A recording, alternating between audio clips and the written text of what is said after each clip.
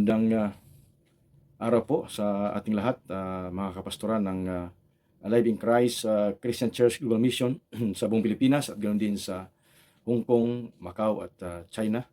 At Blessed New Year po sa ating lahat. So January pa naman ngayon, kaya binabati ko kayo ng Happy and Blessed New Year sa atin. At alam ko na tayo ay excited nitong taon na 2025 na talagang may gagawin si Lord sa ating buhay at ganoon din sa ating ministry. At ngayon ay magbigay lang ako ng kunting parang devotional message lang sa ating lahat at words of encouragement para tayo ay mapalakas at mapatibay. At ito yung ating tungtungan, no, sa taon na ito na lalo pa tayong ma-encourage na maglingkod, no, sa ating Panginoon. So, ang aking pong maiksing mensahe ay matagpuan po sa Genesis chapter 37 verse 5 to 11. Ito po ay istorya sa buhay po ng isang lingkod ng Diyos na walang iba, itong si Joseph na anak ni Jacob, na kung saan ay alam naman natin na ang tawag na sa kanya ay isang taong mapanaginipin.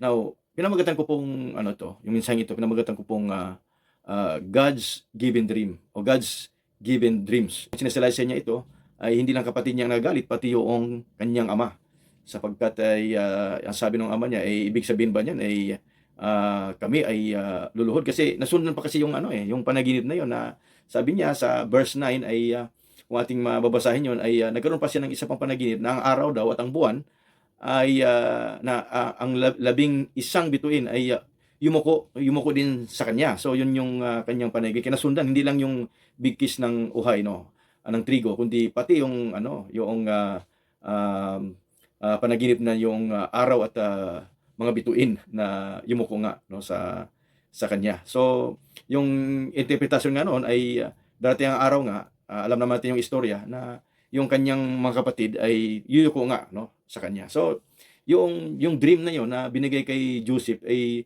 sa Diyos mismo talaga galing. No, tayo naman ay nandito na sa ating Holy Spirit. Meron tayong mga pangarap sa ating buhay na ibinilagay ng Diyos mismo sa atin, na gusto natin na mangyari din yon, no? Para mangyari yon ay dapat sumunod tayo sa Panginoon.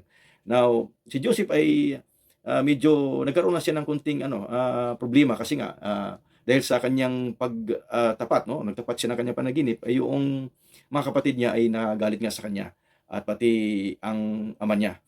Pero ang nagustuhan lang natin doon na yung ama niya ay pinag-isipan din ng ama niya yon at tinago din sa kanyang puso yung panaginip ni Joseph, sapagkat na batid niya na yung panaginip ni Diyos ay galing nga sa Panginoon. Kaya pagka halimbawa po yung ating panaginip ay galing yan sa Panginoon, yung pangarap na mismo natin galing sa Panginoon, ay magkaroon ng katuparan yan. Lalo na ikaw ay may pangarap sa pamilya mo, sa ministry mo, no, sa sarili mo, at lalo na sa ministeryo ng Panginoon. Malaki ang ating pangarap. Gusto natin na lumago yung ministry, pagpalain din ng husto ang ministry, at pati pamilya natin, siyempre. Hindi natin pwede kalimutan yon, sapagkat lagi naman, number 1 ang Diyos, pangalawa pamilya, pangatlo lang yung ministry. So gusto natin na lahat ng ito ay malagay sa kaayusan at pagpalain, no, yung ating paglilingkod sa Diyos, yung ating buhay. So si Joseph bandang huli ay pinagpala siya ng Panginoon, sapagkat ang ginawa lang ni Joseph ay sumunod lang siya sa Panginoon. Now, yung God's given dreams ay una ay pagka ipagtapat mo ito sa tao, ay talagang pagtawanan ka, no? Tanda natin, no, yun ang number 1. God's given dreams will always cause people to laugh and jealous at you. So yung kapatid niya nagsilos, kaya nga hinulog siya sa balon, pagkatapos bininta pa siya, no, doon kay Potiphar. Kaya nakarating siya sa Egypt dahil doon sa nangyari niyan. Pero bahagi pa rin yon sa plano ng Diyos, no, sa kanyang buhay. At basta ang ginawa lamang ni Joseph ay ipinabayan niya sa Panginoon ang kanyang ang plano ng Diyos sa buhay niya. So yung mga kapatid niya ay yung tinawanan siya, nagsilos sa kanya, nagalit sa kanya, at pati nga yung kanyang ama. Pero ang ginawa lang ni Joseph ay ipinabayan niya sa Diyos yung kanyang panaginip, na alam niya pagdating ng araw magkaroon ng katuparan. So ganoon din tayo, kung mayroon tayong mga pangarap na nilagay ng Holy Spirit sa puso natin, darating ang araw ay magkaroon din ng katuparan yan. Basta atin lang tandaan na itago natin sa puso natin. Wag nating hayaan na isabihin muna doon sa mga tao na alam natin na minsan baka pagdudahan pa. Posible yan, Brad, na mangyari yung panaginip mo. Pag-share mo sa iba, halimbawa, pagdudahan pa tayo na ano lang yun, gawa-gawa lang niya yun, di ba? Minsan, imposible yan, no? Mangyari yung mga sinasabi mo. So, mag-ingat din tayo kung sino yung share natin sa ating mga mga dreams o pangarap, kung halimbawa mayroong literal talagang panaginip, siguro natin na yung ating pagsasabihan ay maintindihan tayo at maunawaan tayo. So dito ay siguro nakala ni Joseph maunawaan siya ng kanyang kapatid, ang kanyang tatay, pero hindi siya naunawaan. So yun ang naging problema. So yan ay natural lang na pagka nag-share tayo ng ating mga pangarap, lalo na pag malaking pangarap mo, pagtawanan tayo. So yung pangalawa ay God-given dreams are God's dream, no? Na ito po yung tinatawag na God's plan for your life o for our life. So yun po yung for our life. So ito yung plano ng Diyos sa atin. Kaya nga binigyan kanya ng pangitain o pangarap para matupad yung plano sa iyo ng Panginoon, at mayroong kang dapat lakaran sa iyong buhay. Dito sa mundo natin ginagalawan bilang mga manggagawa ng Diyos, ay lahat naman tayo, no? May plano ng Diyos sa atin, at gusto ng Diyos na marating natin yung ating destiny, lalo na sa ministry. Gusto ng Panginoon na pagpalain, i-bless yung ating pong ministry. Na katulad ni Joseph na nung nandun siya sa Egypt ay bless siya ng Panginoon. Pero yun po, bahagi yon sa plano ng Panginoon na hinulog siya sa balon, no? Bahagi sa plano ng Diyos yun. Pagkatapos ay maliban doon sa pagkahulog doon sa balon, bininta siya, bahagi pa rin sa plano ng Panginoon. Tapos hindi nakulong pa siya, no? Nakulong pa siya. Yun yung pinakamatindi ron. At yun yung pangatlo, no, na God-given dreams.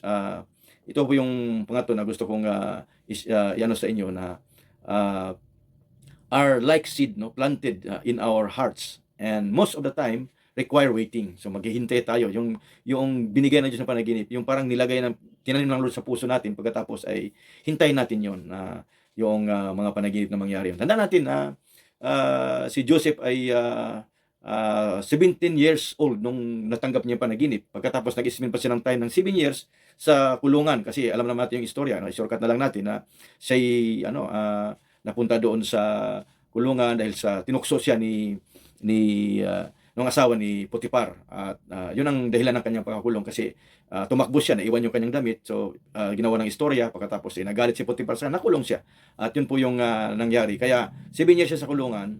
Tapos si Joseph ay 30 years old, no, na siya ay naging tagapamahala, no, ng Egypt. Isipin nyo, no, matagal ang paghihintay ni Joseph. At ang pinakamatindi pa doon, kasi 17 years old na siya matanggap yung kanyang panaginip, at bago nag-bow down yung kanyang mga kapatid, no, at yumuko sa kanya, ay ang edad ni Joseph noon ay nasa 44 years old na. So ibig sabihin yung tagal nung hinintay niya, no, yung waiting, no, yung paghihintay ay medyo hindi talaga biro. Kaya sa atin, pag mayroong binigay ng Diyos sa atin na mga pangitain, panaginip o pangarap, ay hindi kagad-agad matupad yan. Maghintay tayo, kasi alam natin na mayroong right time niya na mag-boom yung ministry mo, pagpalain ka ng husto, pati pamilya mo. So may tamang panahon. So maghintay lang tayo. So tandaan natin, it took 27 years for Joseph's dream to come true.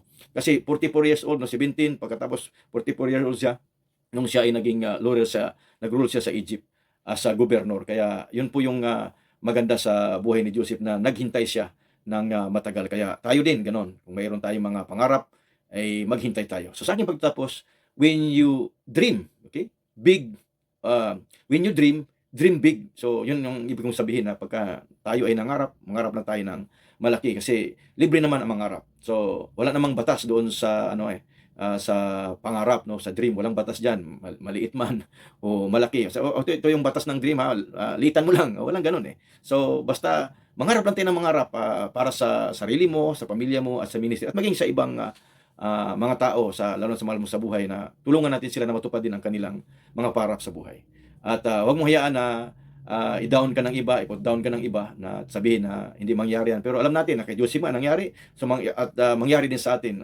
Alam natin sa ating espiritu na yung binigay ng Diyos sa atin ng mga pangarap, alam natin na mangyayari yon. Sa local church natin, lalo na sa kayo nagpapastor, mangyari yan, yung pangarap ninyo sa ministry, sa inyong komunidad, anong gusto niyo mangyari, mangyayari yan, kasi kasama natin ang Diyos sa ating mga pangarap. So yun lang, isama natin lagi ang Diyos sa ating mga pangarap. I-nurture natin yung dream natin, alagaan natin, protektahan natin sa ating puso ang dream natin, and then keep your dream alive. So yun ay yung pinakamahalaga. And then whatever happens, never give up. Huwag mong i-give up yung dream po natin, kasi alam natin na pagdating ng panahon, mangyayari yan, sapagkat yun ang sinasabi ng Diyos sa iyo, at yun ang plano ng Diyos sa buhay mo. Kaya maraming pong salamat, at muli, Happy New Year sa ating lahat, at tayo'y manalangin.